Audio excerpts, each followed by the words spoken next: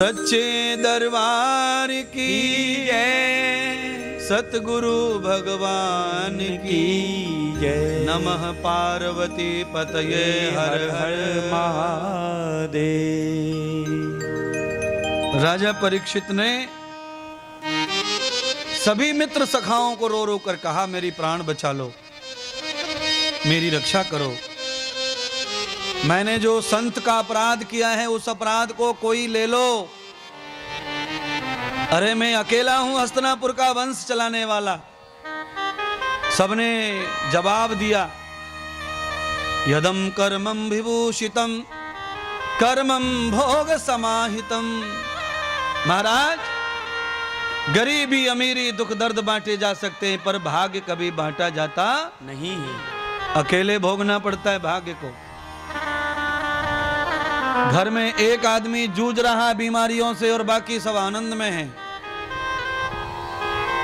सब एक ही चक्की का आटा खाते हैं, सब एक ही मटके का पानी पीते हैं, फिर भी घर में एक आदमी को बीमारी लग गई और सब स्वस्थ है महाराज। क्यों? यदम भाग्यम कर्मणम भाग्यम केवलम तथा। भाग्य सबका अपना अपना होता है। किसी के भाग्य से कोई खा तो सकता है, किसी के भाग्य से कोई सुखी भी हो सकता है, पर निज कर्मों का फल स्वयं ही भोगना पड़ता है। आपके कर्म का फल आपको भोगना पड़ेगा। इसीलिए औलाद की समृद्धि के लिए माता पिता को कभी पाप नहीं करना चाहिए। औलाद तुम्हारी कमाई को तो खाएगी, पर तुम्हारे पापों को बांटने वाली नहीं है महाराज। इसीलिए उनके भाग्य से जो उनके लिए रहे वो रह जाए, पर आप अपने भाग्य से कभी भी किसी के भाग्य का निर्माण ना करते हुए भगवान की शरणागति। सब अपना भाग्य लेकर आते हैं और भाग्य का निर्माण स्वयं हम होते हैं। किसी के द्वारा किसी का भाग्य अगर निर्माण किया जा सकता है तो इस सृष्टि में केवल और केवल वो गुरु भगवान है, और कोई किसी का भाग्य बदल सकता नहीं है महाराज। इसीलिए हिंदुओं में सबसे ज्यादा गुरु की महिमा गाई जाती है। और जब कोई नहीं आता और मेरे सतगुरु आते हैं,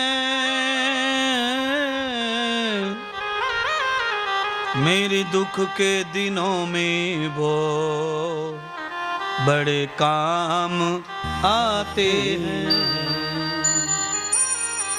संत महात्मा भी राजा को बहुत चाहते थे। बड़े बड़े महात्मा योगी जति भी राजा का सुनकर राजा के पास पहुंचे।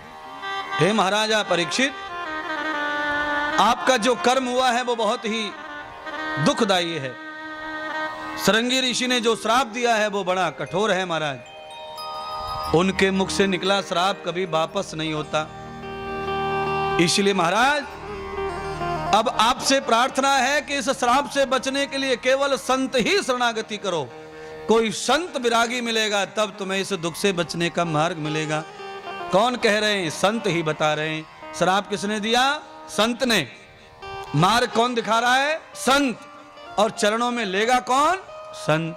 विरक्तो न वेद दिगंबर। कई प्रकार के महात्मा संत होते हैं। कुछ साधु ऐसे होते हैं जो मार्ग दिखा सकते हैं पर कल्याण नहीं कर सकते।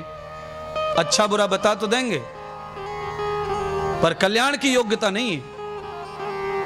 फिर वो कहेंगे जाओ उस महात्मा के पास जाओ, वो तुम्हारा कल्याण करेंगे। कुछ डॉक्टर भी अच्छे होते हैं। अगर मरीज डॉक्टर के कब्जे में नहीं है तो वो दूसरे हॉस्पिटल रेफर कर देता है। और कुछ डॉक्टर इतने खराब होते हैं कि जब तक वो मर न जाए तब तक उसे छोड़ते नहीं है महाराज।